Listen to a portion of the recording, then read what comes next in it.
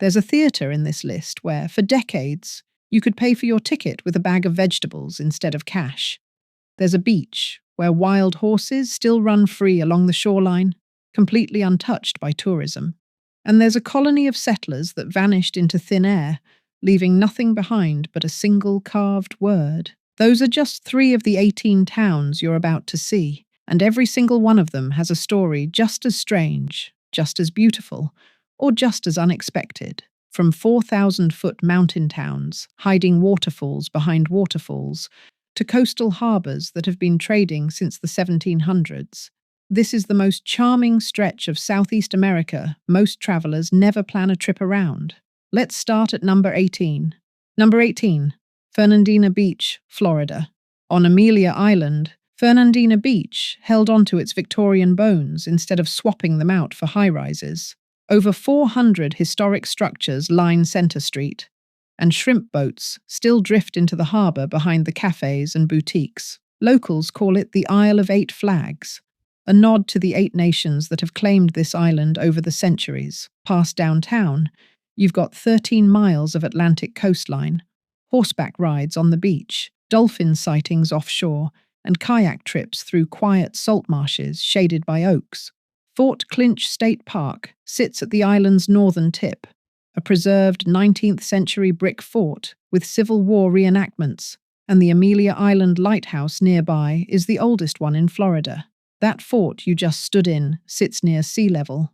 The next town on this list sits 4,000 feet above it. Number 17, Highlands, North Carolina. Sitting at over 4,000 feet, tucked inside the vast Nantahala National Forest, Highlands stays cooler than almost anywhere else in the South, and that's exactly why people keep coming back, generation after generation. Main Street feels almost too charming to be real. Flower boxes line the sidewalks, antique stores and boutiques sit shoulder to shoulder, and the restaurants are nice enough to make you forget you're this deep in the mountains. Grab a table on one of the outdoor patios, and you'll find yourself looking straight out at the surrounding scenery instead of a menu. Then there are the waterfalls, and this is where Highlands really shows off. Dry Falls lets you walk behind a 75-foot curtain of water, just you and the roar of it. Bridal Veil Falls does the same trick, and people once actually drove cars underneath it. Glen Falls hides a series of cascades deep in the forest, tucked away from the main roads, while Whiteside Mountain delivers cliff-top views that make every step of the climb worth it. Beyond the falls, you've got fly fishing, paddling quiet lakes, and wandering through the botanical gardens at your own pace. And if you're the type who just wants to drive and take it all in, the scenic mountain routes here reveal one overlook after another across the Blue Ridge. Downtown stays lively year-round thanks to seasonal festivals and concerts. But here's a heads up, book ahead for fall. Rooms disappear fast once the leaves start turning. You've walked behind a waterfall now. The next town just asks you to walk beneath the oaks, the ones that have been standing since before the Revolution. Number 16, Beaufort, South Carolina. Founded in 1711, Beaufort is one of the oldest cities in South Carolina, and it looks the part. Oak trees dripping in Spanish moss shade streets that seem almost untouched by the last 2 centuries. It's shown up in Forrest Gump, The Big Chill, and The Prince of Tides. And once you're standing on Bay Street, you'll understand exactly why Hollywood keeps coming back. Henry C. Chambers Waterfront Park runs right along the Beaufort River with shaded walking paths, swings overlooking the water, a few quiet fishing spots, and boats drifting through the marina just beyond. Bay Street itself is where the town really comes alive, lined with boutiques, galleries, bookstores, and seafood restaurants serving up shrimp and grits, oysters, and crab cakes. If history's your thing, walking tours weave through antebellum homes and hidden gardens tucked behind wrought iron gates. And just a short drive away on St. Helena Island, the Penn Center tells the story of Gullah Geechee culture, a piece of Beaufort most visitors never slow down long enough to see. Out on the water, boat tours through the marshes turn up dolphins and coastal birds without much effort at all. And 20 minutes out, Hunting Island State Park rounds things out with natural beaches, a historic lighthouse you can actually climb, maritime forests to hike through, and tidal creeks that are perfect for a slow kayak paddle. Hollywood already found Beaufort. It found this next town too, except here, the cameras barely had to dress the set at all. Number 15, Seaside, Florida. Pastel cottages, white picket fences, sugar white sand, and emerald green Gulf water. Seaside was built to look exactly this good, designed from the ground up as a walkable community where pedestrian paths connect every neighborhood straight to the beach, and the parks and green spaces double as places to just sit and be. It worked so well, it became the filming location for The Truman Show. Boardwalks lead you over the protected dunes and down to the beach. No cars, no parking lots in the way.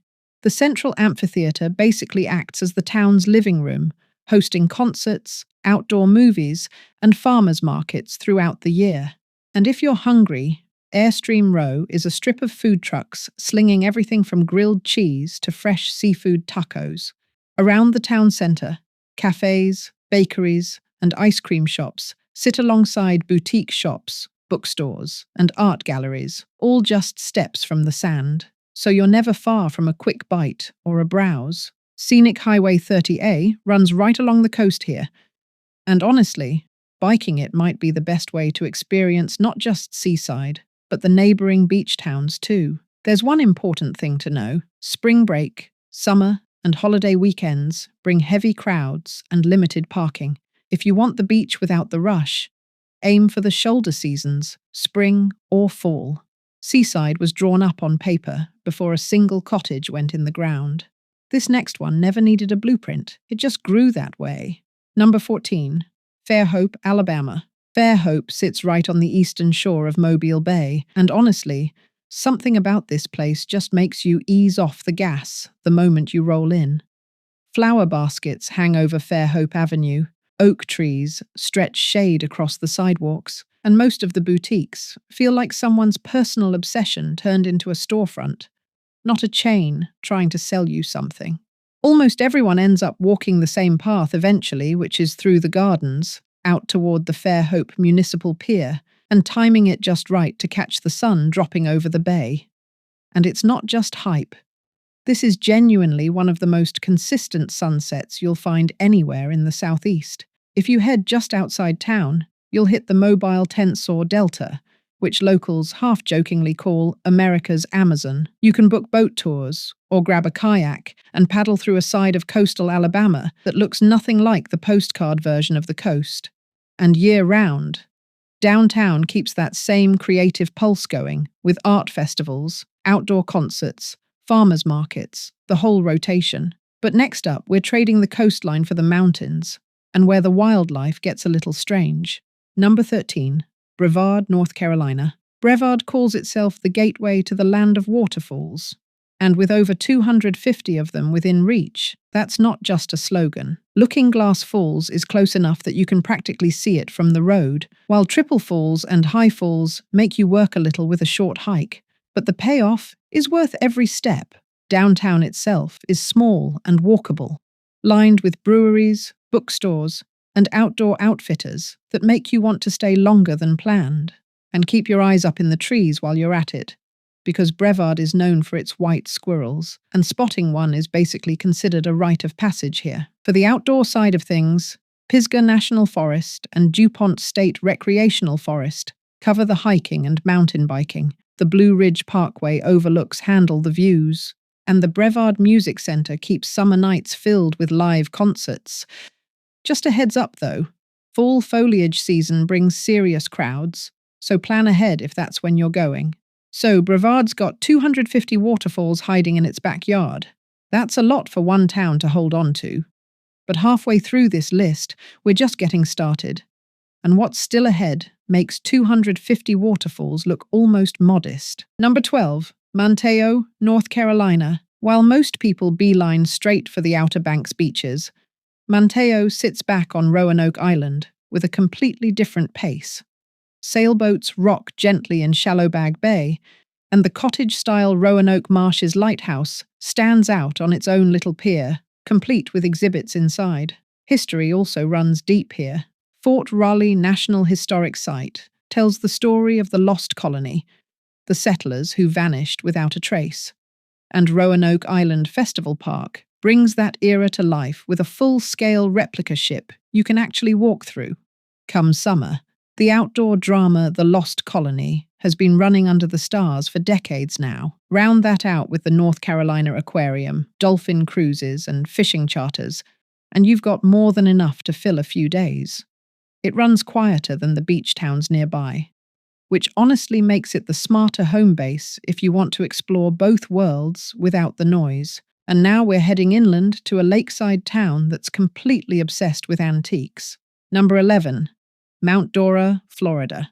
Less than an hour from Orlando, so it's close enough for a day trip, Mount Dora trades theme parks for brick streets, antique shops, and a lake that turns gold as the sun goes down.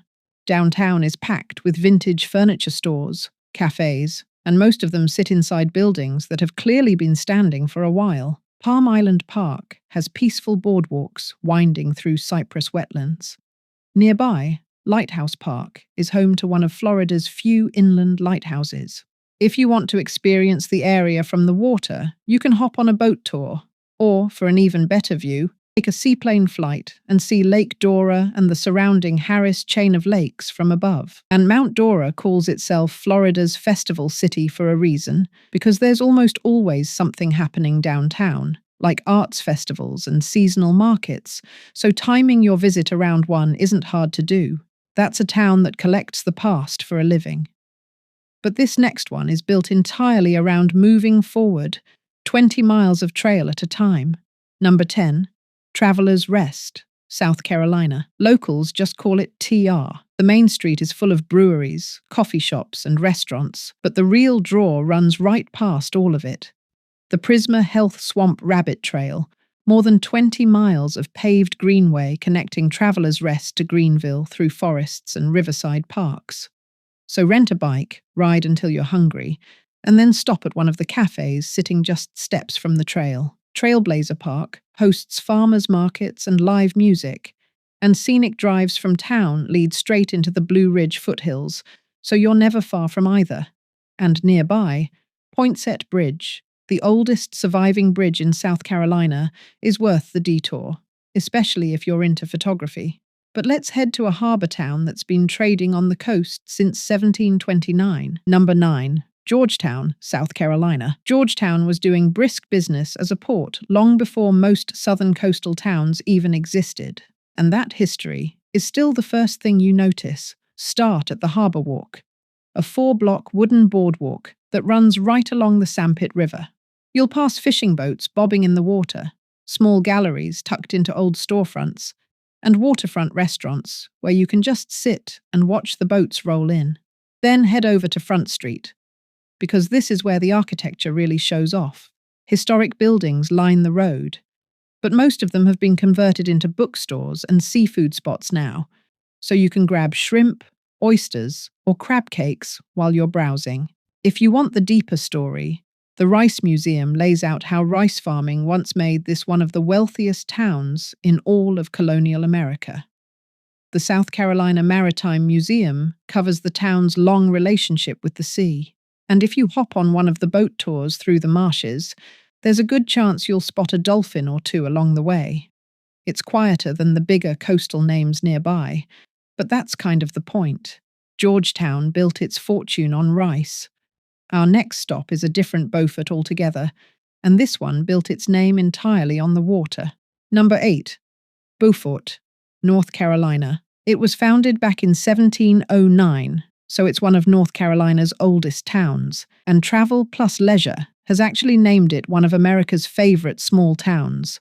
Front Street runs right along Taylor's Creek, and if you look across the water, you'll spot wild horses grazing on Carrot Island. The Beaufort Historic Site walks you through a collection of restored colonial homes, and if you hop on a short ferry ride, you'll end up at Cape Lookout National Seashore, where you get untouched beaches, a black and white lighthouse, and even more wild horses roaming free. For something quieter than the busier beaches down the coast, you've got kayaking through the Rachel Carson Reserve, dolphin-watching cruises, and paddleboarding.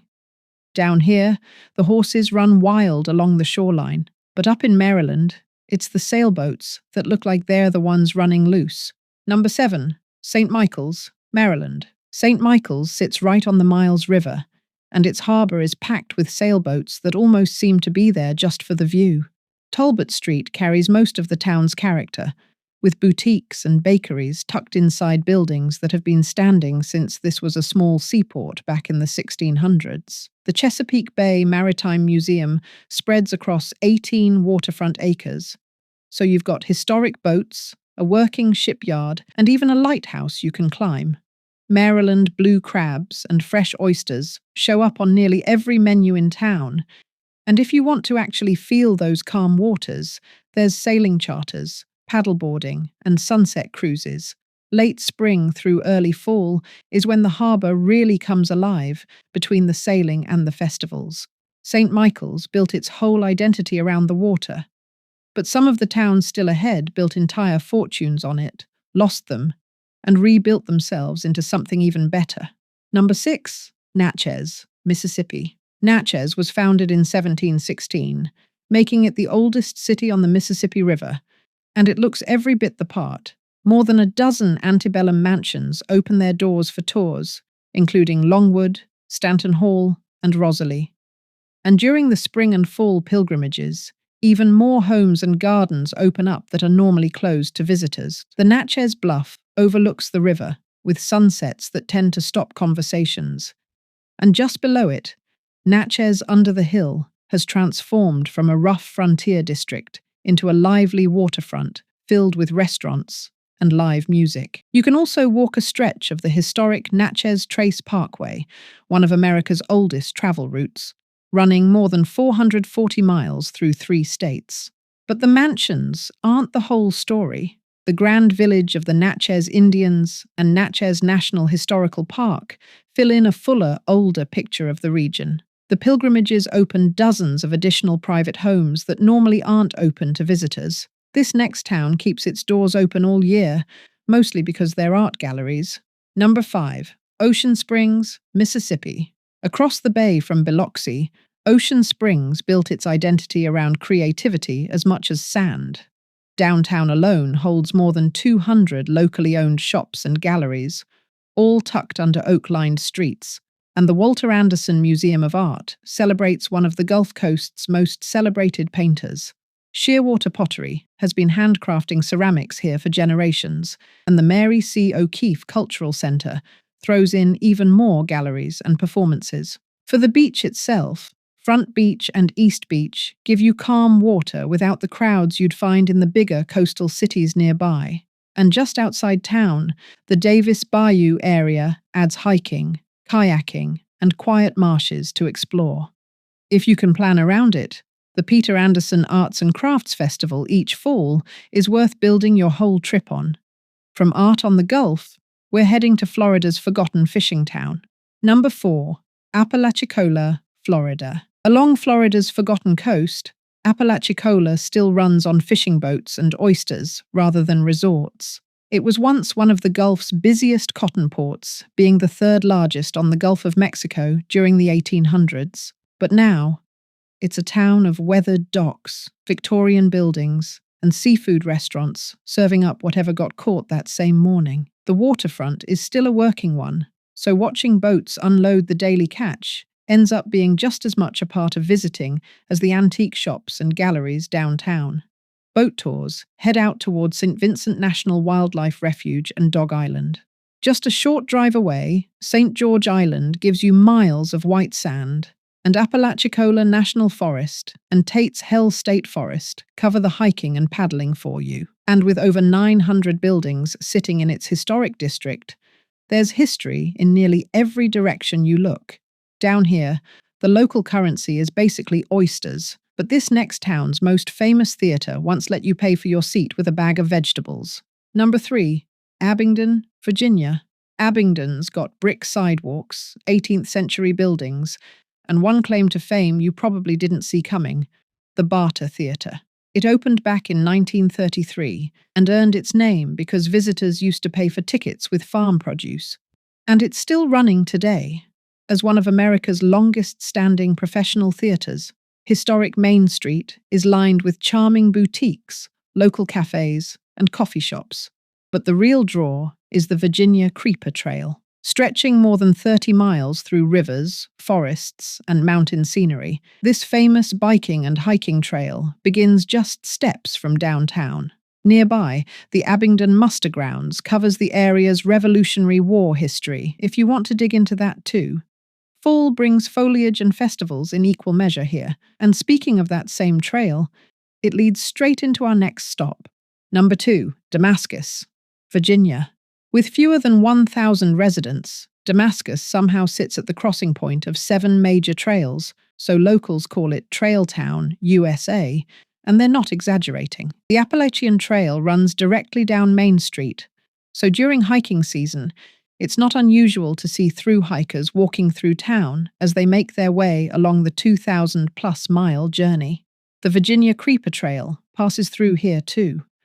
34 miles of wooden trestle bridges and mountain streams, and most people just shuttle to the top and ride it downhill. Nearby, Mount Rogers National Recreation Area throws wild ponies, alpine meadows, and Virginia's highest peak into the mix, plus trout streams and camping if you want to stick around a few extra days. And the Damascus Trail Center is a solid first stop for hiking advice before you head out. If you can time it with Appalachian Trail Days each spring, the whole town turns into one big trail reunion. And for our final stop, we're heading back to Georgia, to a town that looks like the old South never left. Number 1, Madison, Georgia. About an hour east of Atlanta, Madison holds one of the largest and best preserved historic districts in the entire state. White columned mansions, Greek revival homes, and restored churches line streets shaded by towering oaks. So you're basically walking through more than a century of architecture in one stroll. Heritage Hall is an elegant federal-style mansion built in 1811 that also opens for guided tours. The Madison Morgan Cultural Center brings the town's creative side to life with art galleries and live performances inside a beautifully restored Romanesque revival school. For a deeper look at local history, the Morgan County African American Museum tells the often overlooked stories that helped shape the region. Main Street keeps things lively with boutiques and bakeries, and if you don't feel like walking the whole thing, there's a trolley tour that covers the town for you. Spring and fall bring out the gardens and the foliage, but weekdays are your best bet if you want to see it all without the crowds. And that's 18 of the Southeast's most charming towns: Bavarian villages, waterfall towns, trail towns, harbour towns, and a whole lot of small town streets worth slowing down for. Save this video for whenever you're planning your next Southeast road trip, because chances are, at least one of these is closer than you think.